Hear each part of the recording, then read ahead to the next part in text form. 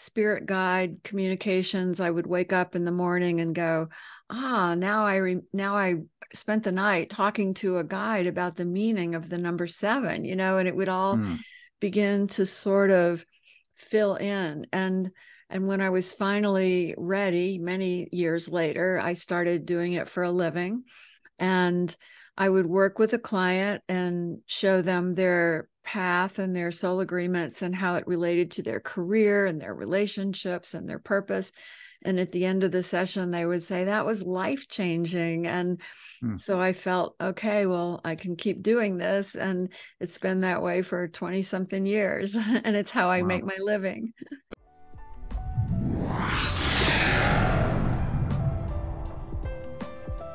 Good morning, good afternoon, good evening, whenever and wherever you are watching or listening. This is the Holistic Monitor, and I'm your host, Nick Sconia.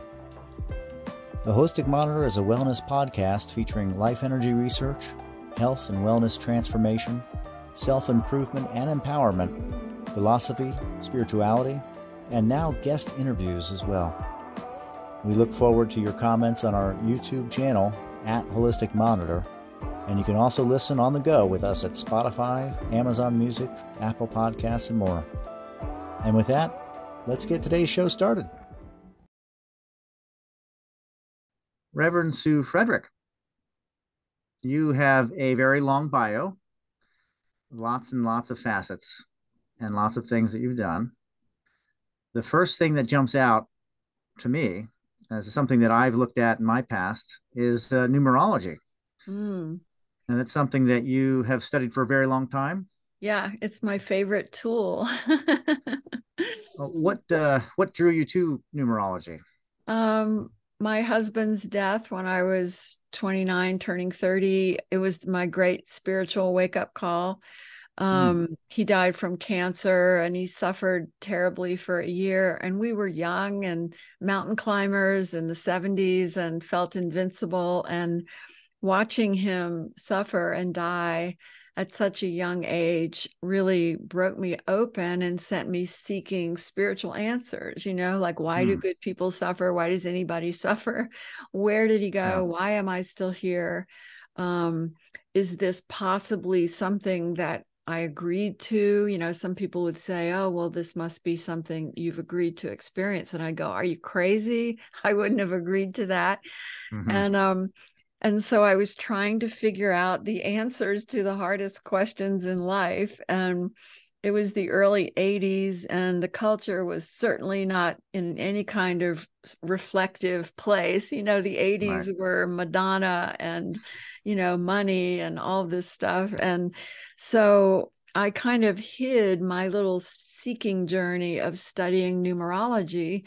And the reason I started studying it was a friend gave me a reading and she answered all those questions for me. And I was like, you're the only person who has said something to me about why all this happened and made sense to me and felt true in my heart. And so then I just became obsessed with learning more about it and studied it. I mean, it was 1980. There was no internet. So I could, whatever few books I could gather, but mostly from studying people and asking somebody their date of birth and figuring out their path and their reinvention cycles and what that meant in their life.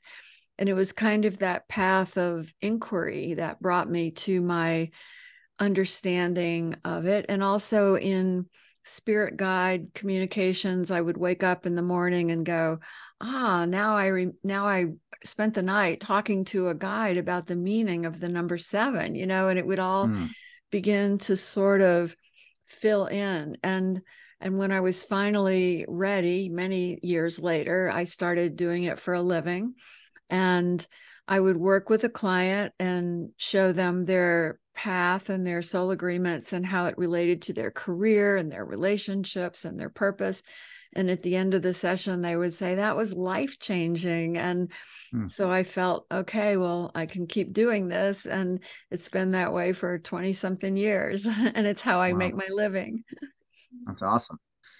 So something about numerology that I find really fascinating is the simplicity of it Yes. I got really into Star Signs by Linda Goodman around the time 99, 98, Yeah. somewhere in there. And, a different method of Mhm. doing numerology. And then, of course, the ABC 123 version of it, which is also really good. Yeah, I love that. The name, number, and all of that. Yeah. Yeah. So Yeah. interesting. Yeah. Very interesting. Yeah. Do you find correlation, or were you finding correlation or studies involving astrology as well?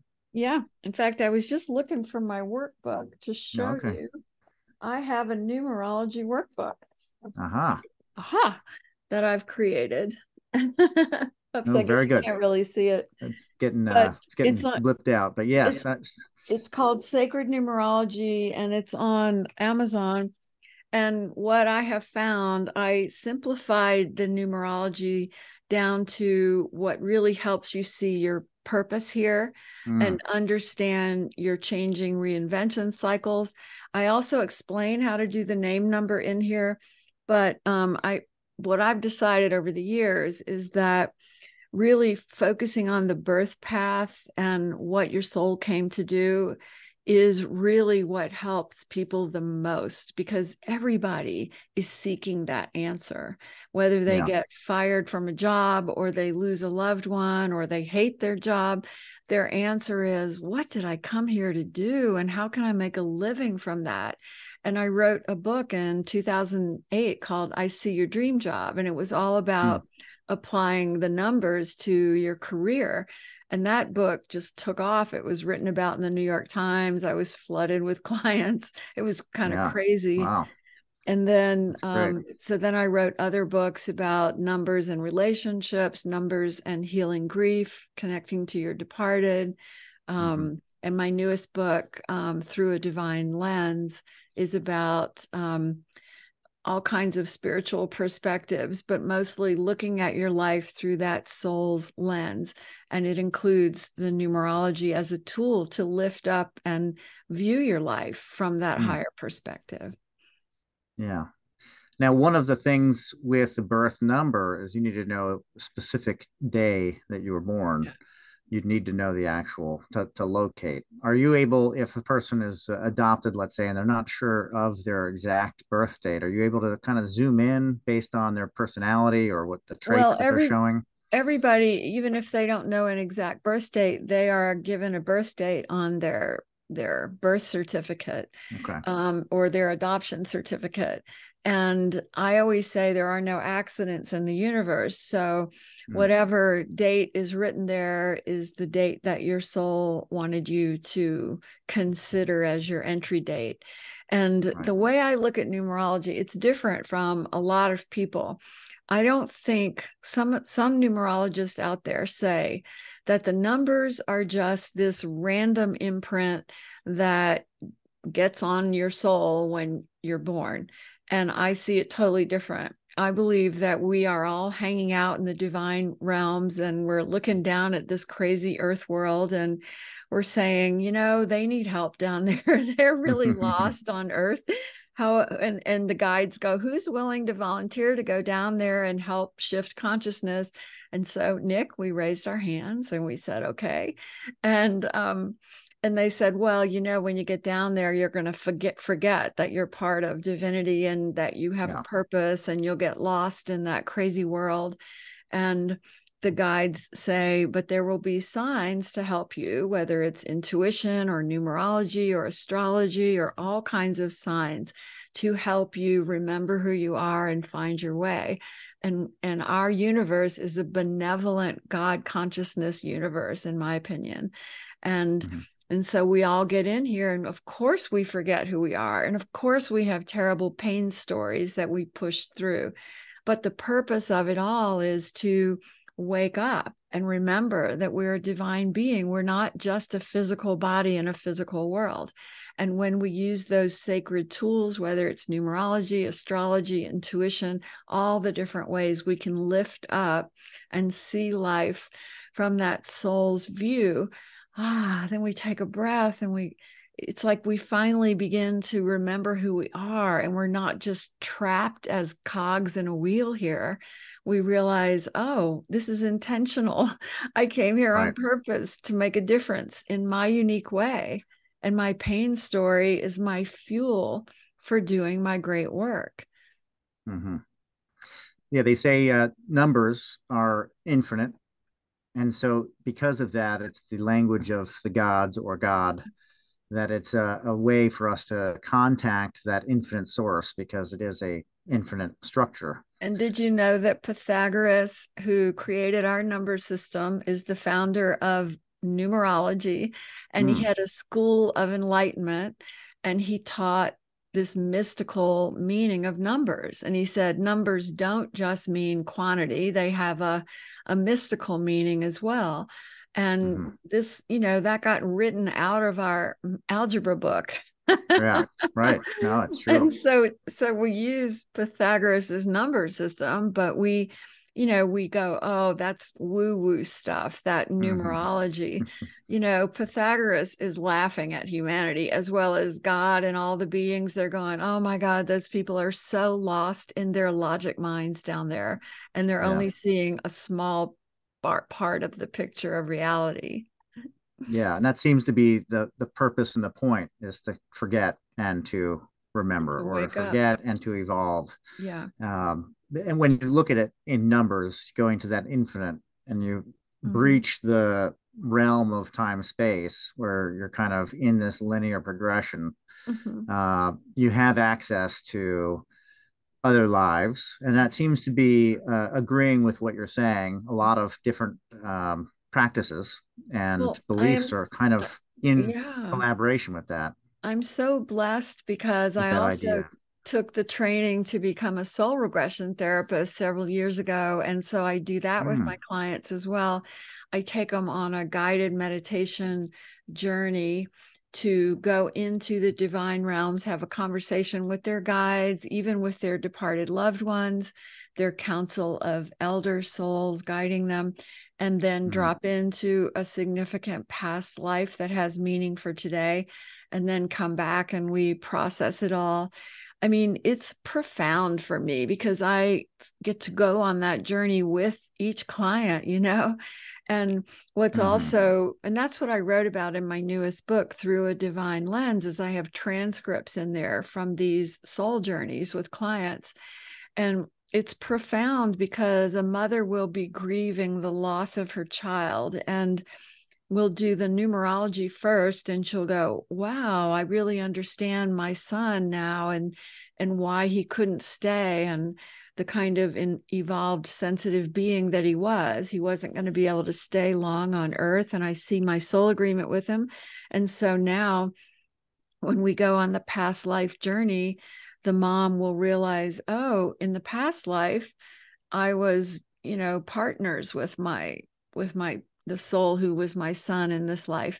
And these certain things happened, and we needed to kind of balance mm, it out in our connection and our soul agreements. And so we came back for this journey of me losing him.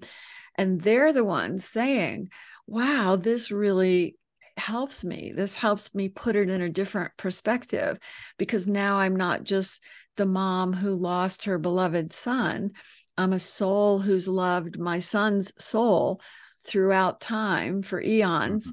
And we've done many different relationships with each other, and we're each other's greatest teachers. Yeah, that's And amazing. now it's a whole different perspective. Well, they get the client gets the acknowledgement, and you also get acknowledgement as well, a confirmation that this is reality.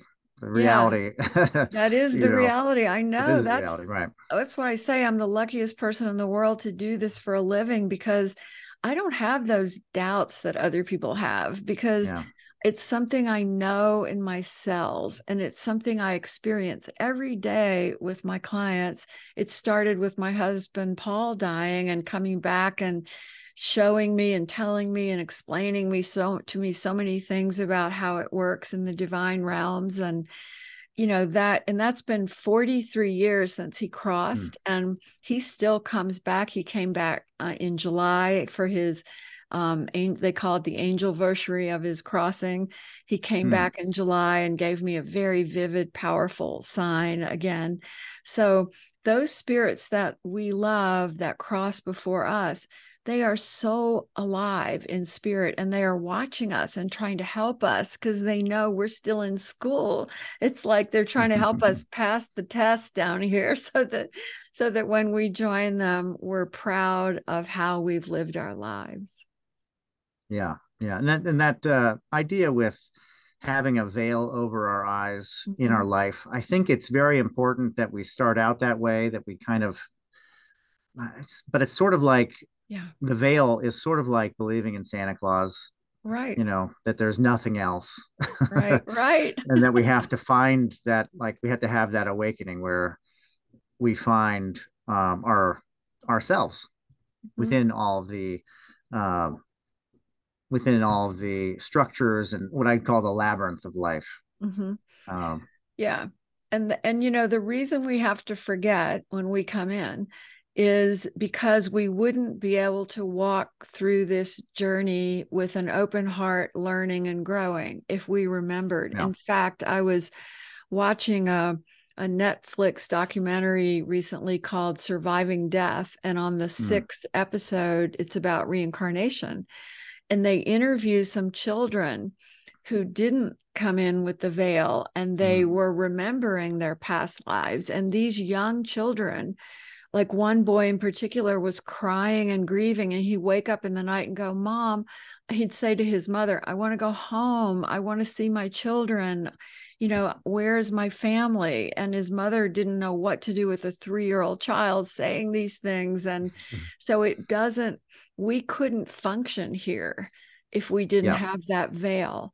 And Right. when we do these brief journeys in a soul regression, we get lifted up and we remember it all, but then we go back to work the next day and we still have Right. to be able to function here.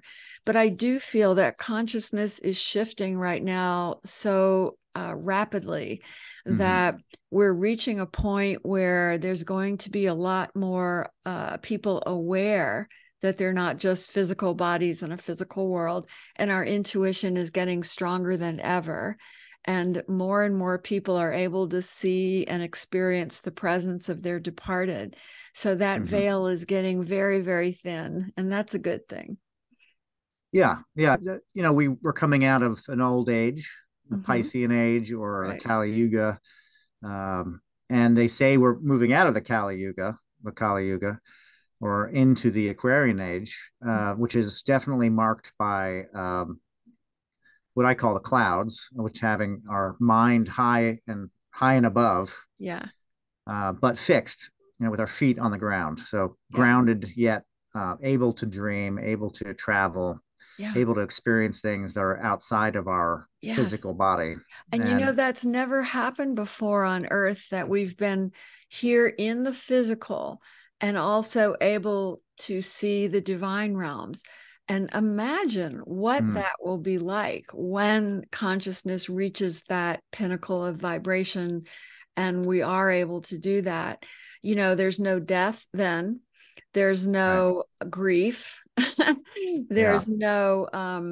there's no sense of drudgery. I'm just here to make a living. Boy, that paradigm needs to get thrown out immediately, because nobody is just here to make a living. We are right, all here to fulfill our soul's purpose. If the world could really embrace and explore that idea, this would be a different world.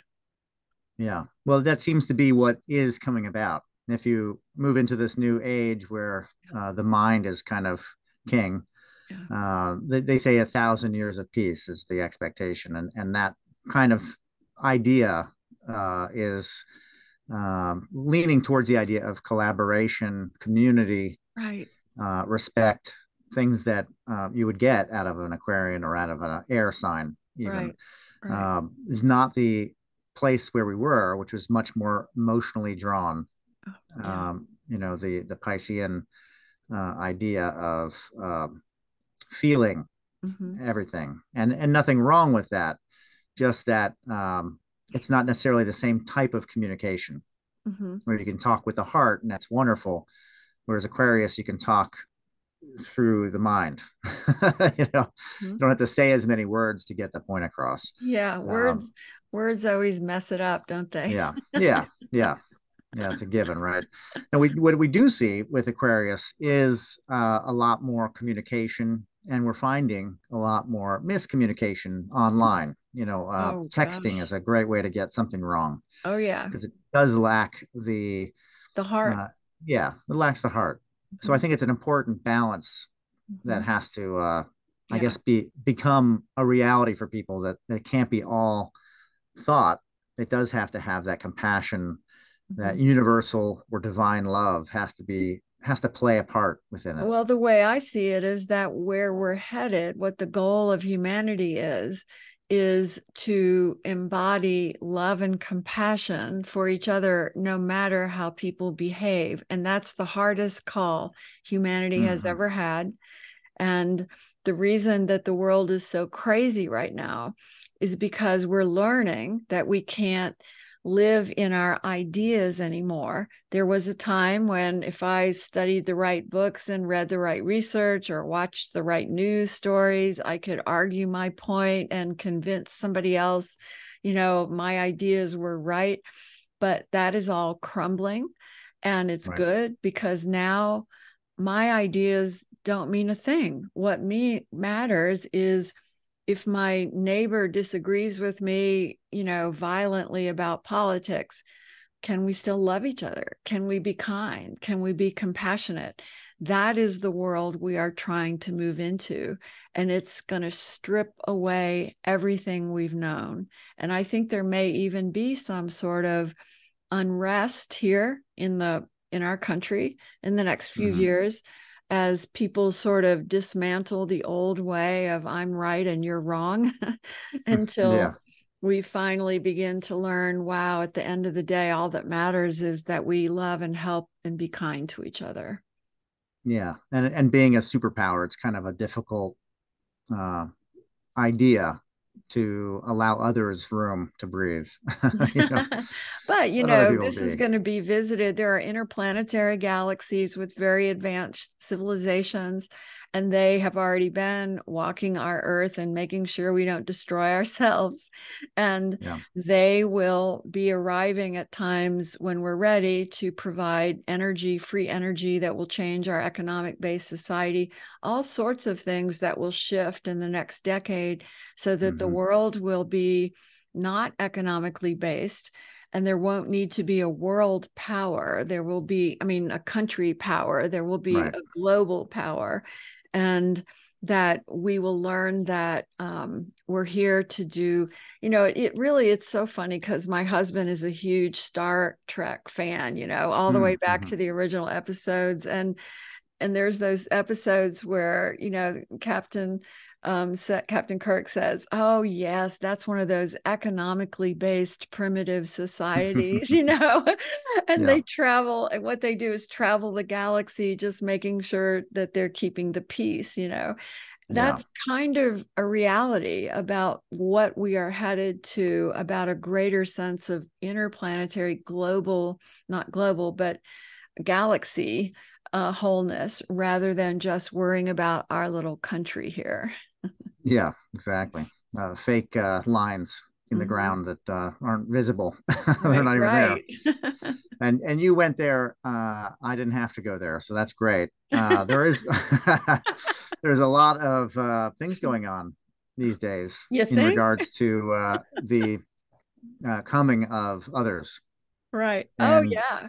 awakening for people that are kind of like, oh, they're starting to, and this is quite honestly, it's part of why I put this show on, is because I want people to investigate and uh, expand their horizons in their mind of other Yeah. possibilities, Oh, it's time. philosophize. Yeah. What's really interesting is that you can parallel Gene Roddenberry's Star Trek Yeah. um, into so many things, and what an Yes. intelligent I know. writer and He creator. was a precognitive being, truly, Yeah. really seeing into the future and then presenting it to humanity in a fun, entertaining way, so Yeah. that we could kind of get our minds around it.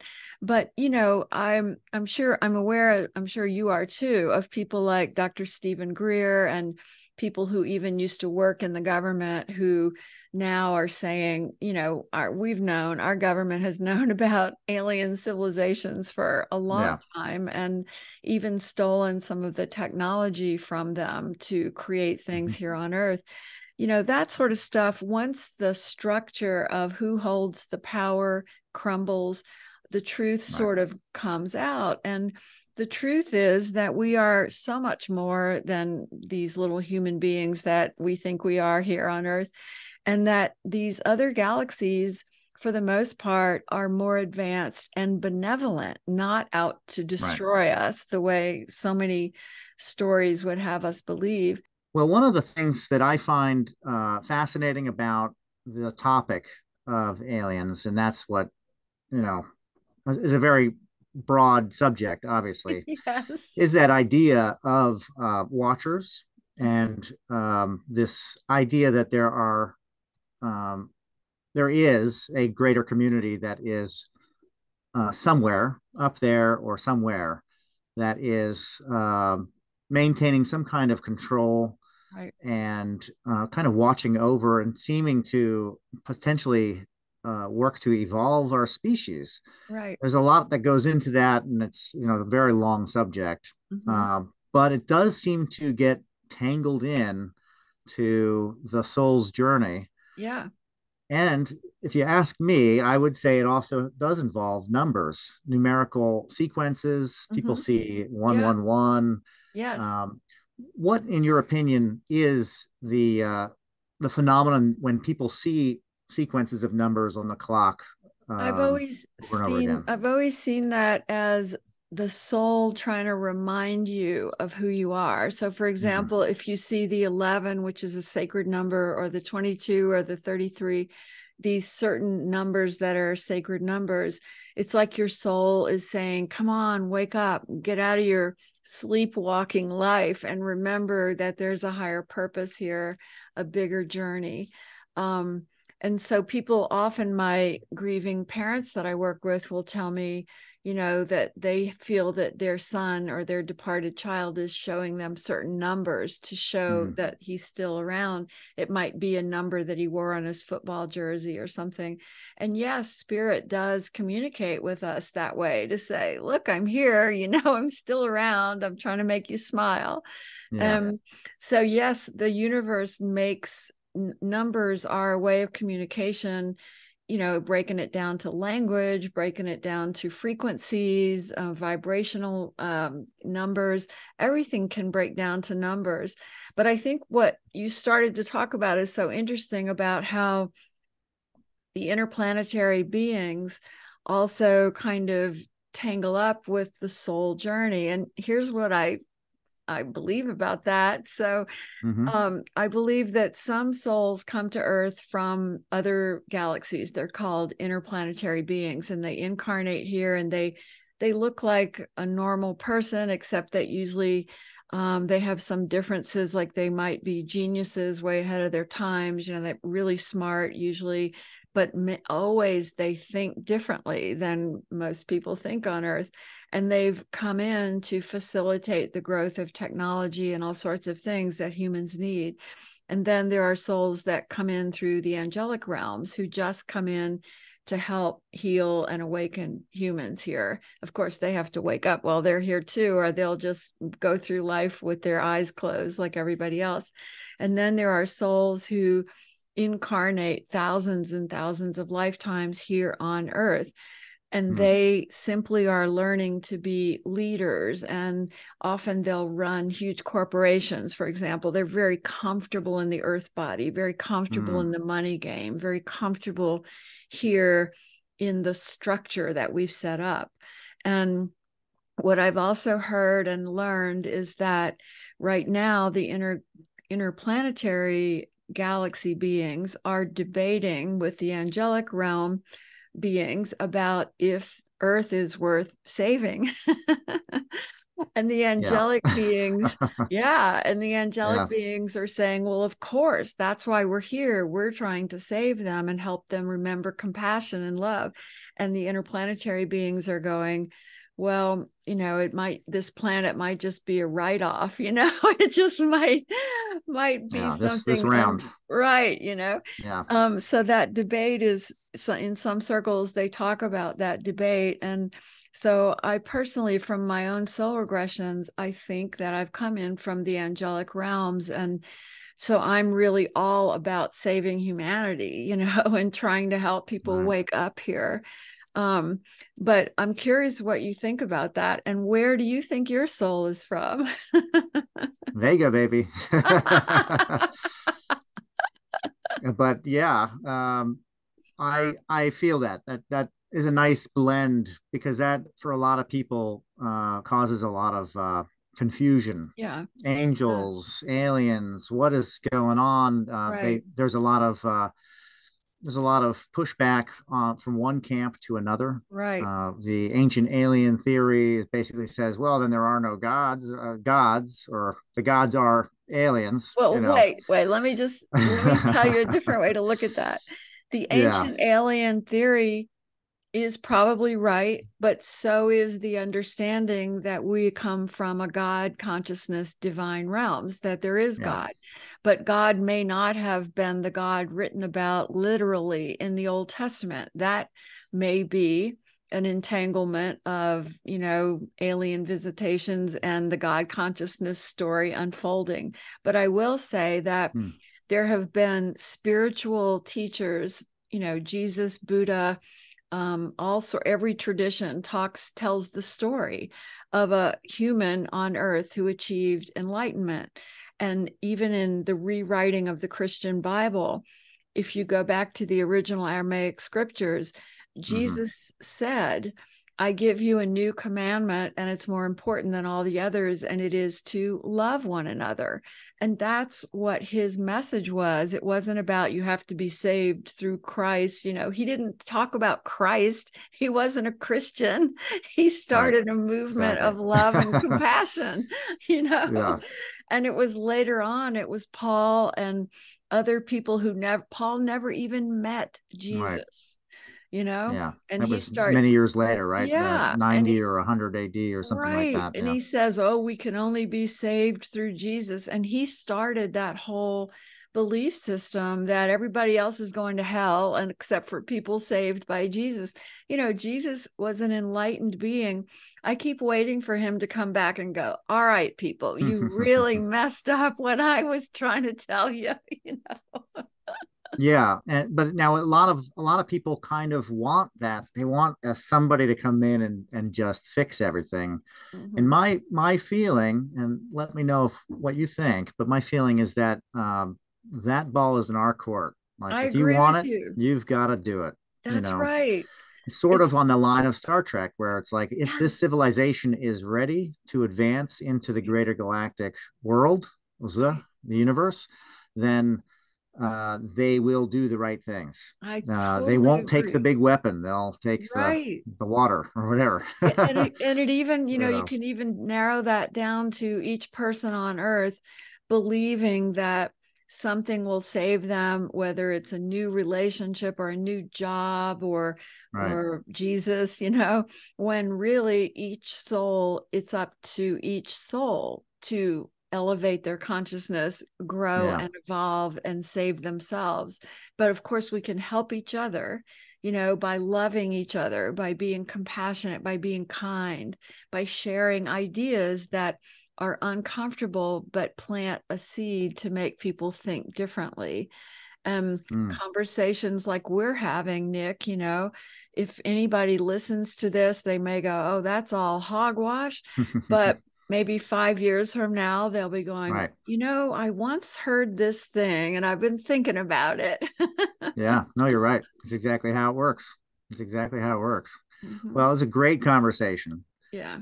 You've written a lot of books. Yes. Do you have a favorite? My newest one, Through a Divine Lens, Yeah, practices to quiet the ego and align with the soul. that's great. And Well, that it's on sounds like a Amazon. Yeah, and Amazon, so they can search your name as well. And my website is SueFrederick.com. So if they go to SueFrederick.com, all my books are there and it links it off to Amazon. And this Sacred Numerology workbook is on Amazon. And then my newest book, Through a Divine Lens. Yeah, very good. They're all on Amazon. And they really help people to shift into that higher perspective and remember that we're not just little victim beings in a physical world. And the more of us who can really wake up to that higher understanding, we can save Earth this way, Nick. Yeah, raise the vibration. That's right. Absolutely. Wonderful. Right. So great to talk to you. And I hope we can do it again. Yeah, it was really fun. Yeah, most definitely. And have a great night. All right, you too. Thank you. Take care.